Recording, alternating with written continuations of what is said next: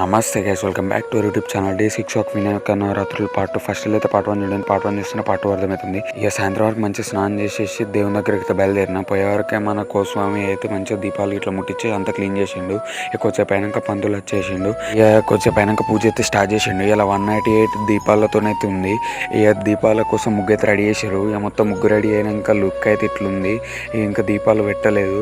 ఇక దీపాలు పెట్టినాక మస్తు అంటే మస్తు ఉంది. మొత్తం ఫినిష్ అయినాక లుక్ అయితే ఎగ్దమ్ వచ్చింది.